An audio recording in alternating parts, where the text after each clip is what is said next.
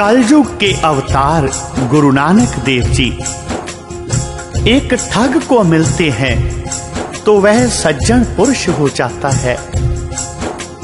लोगों को सही रास्ता दिखाते हुए, लोगों के मनों को बदलते हुए, लोगों के मनों के अंदर भगवान के विश्वास को स्थापित करते हुए गुरु नानक देव जी संसार में उस प्रभु परमात्मा के नाम का संदेशा देते हुए इस प्रकार कलयुग के लोगों को तारते हैं।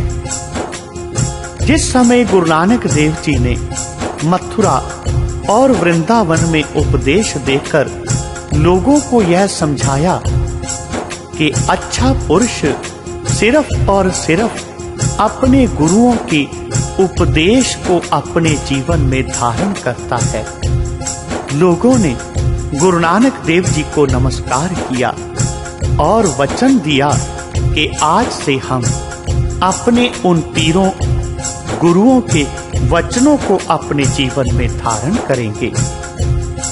इतनी बात कहकर गुरु नानक देव जी मथुरा से चलकर योगियों के प्रसिद्ध स्थान गोरखमाता पहुंच गए। यहाँ जंगल में कान फटे योगी गोरखनाथ और उसके शिष्य रहते थे। गुरुजी ने उन्हीं के डेरे से कुछ दूर बैठकर कीर्तन करना आरंभ कर दिया। सारे योगी आप जी के पास इकट्ठे हो गए। योगियों ने पूछा, आपका मत क्या है? आप कौन हो और कहां से आए हो? यहां पर क्यों आए हो? किस तरह आए हो? योगियों की बात सुनकर, योगियों के प्रश्न सुनकर गुरु जी कहने लगे, हम निरंकारी हैं और निरंकार के देश से आए हैं। यहाँ आपके दर्शन करने आए हैं। योगियों ने कहा, हमारा योग मत धारण कर लो, आपको सच्चा मार्ग प्राप्त हो जाएगा। गुरु जी बोले कि सच्चा मार्ग किसी वेश में सीमित नहीं है। जो भी पुरुष अपने आप को जगत की बुराइयों से बचाकर रखता है, उसको ही सच्चा मार्ग प्राप्त हो जाता है। अनेक प्रकार की चर्चा करके सिद्धों ने आपको कामल फकीर देखकर कहा कि योग मत के चिन्ह खिंथा, मुंद्रा, चोली और डंडा आदि धारण कर लो और शरीर से यह रंगदार वस्त्र उतारकर अपने शरीर पर राख मल लो। हमारा वेश धारण कर लेने से आपकी बहुत मान्यता हो जाएगी। गुरु जी ने योगियों की बात सुनकर कहा, इन चिन्हों को धारण करने से योग भाव ईश्वर के साथ जुड़ना नहीं हो सकता। आप जी ने उस समय शब्द उच्चारण किया, सूही महला पहला कार सतवां, जोग न खिंथा, जोग न डंडै, जोग न भस्म चढ़ाइयै, जोग न मुंदी, मूंड मुंडाइयै, जोग न सिंगी वाइयै, अंजन माहे निरंजन रहिए, जोग जुगत इव पाइयै। नानक जीव त्या मर रहिए, ऐसा जोग कमाइए, वाजे बाजों सिंगी वाजै, तो निर्भो पद पाइयै, तो निर्भो पद पाइयै। गुरु साहब कहने लगे, हे योगी जनों, खिंथा और डंडा धारण करना शरीर के ऊपर राख मलना, सिंगी बजानी और सिर मुंडवाने से योग नहीं होता।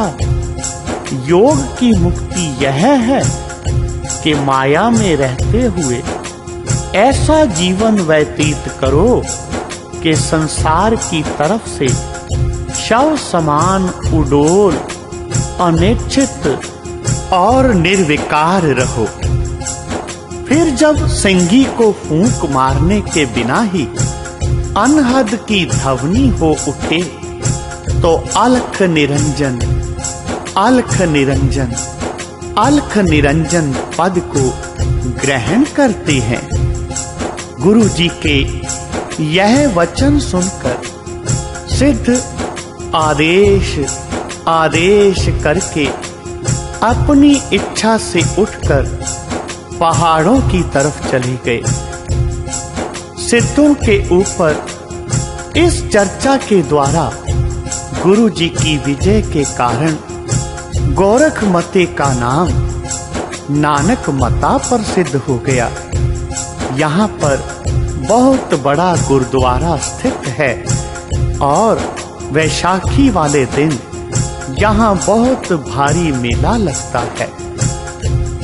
गुरु नानक देव जी इस प्रकार सिद्धों को जीवन के सही अर्थ समझाते हुए नानक मते के स्थान से चलकर पूर्व दिशा की तरफ बनारस की तरफ जाते रहे तो रास्ते में कुछ आगे जाकर गुरु जी के बड़े ही प्यारे सेवक भाई मर्दाना जी ने कहा, महाराज, जंगलों और पहाड़ों में ही लिए फिरते हो, मुझे बहुत भूख लगी है। अगर कुछ खाने को मिल जाए तो खाकर आपके साथ चलने के योग्य हो जाऊंगा। उस समय गुरु जी एक रीठे के वृक्ष के नीचे आराम कर रहे थे। आप जी ने वृक्ष फल देखकर मर्दाने को कहा, मर्दाना, अगर तुझे भूख लगी है तो इस रीठे की टहनी को हिलाकर रीठे नीचे गिराकर खा लो, तुम्हारी भूख मिट जाएगी। गुरु जी के बड़े ही प्यारे सेवक भाई मर्दाने जी को गुरु जी के ऊपर पूर्ण विश्वास था।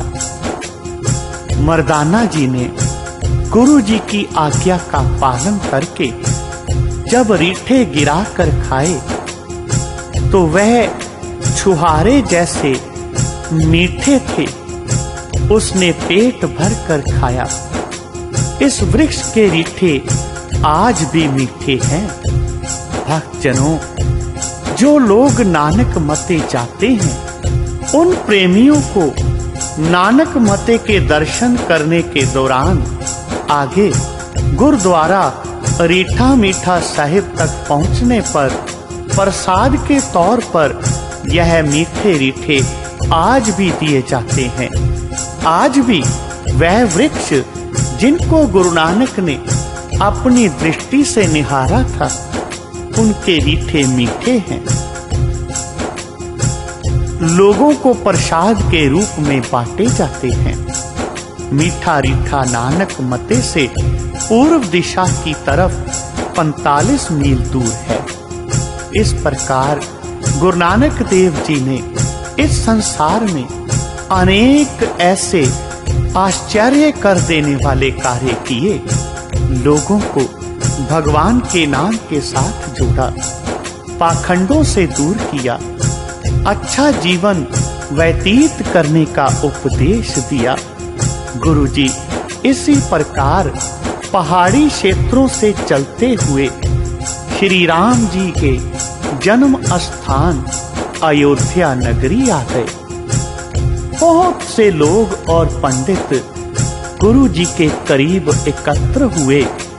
गुरु जी ने एक पंडित जी से पूछा कि हमने सुना था कि अयोध्या नगरी को श्री रामचंद्र जी अपने साथ ही स्वर्ग को ले गए हैं, फिर यह तो यहीं की यहीं है। तो पंडितों ने कहा, वह केवल अयोध्या नगरी के जीवों को ही साथ लेकर गए थे, महल आदि और सब कुछ यहां ही रहा था।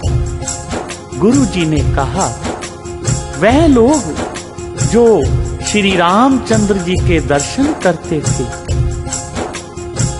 श्री रामचंद्र जी के साथ स्वर्ग में बैकुंठ में चले गए, परंतु तुम लोग जब तक गुरु उपदेश के द्वारा भक्ति धारण नहीं करोगे, तब तक तुम बैकुंठ नहीं जा सकते।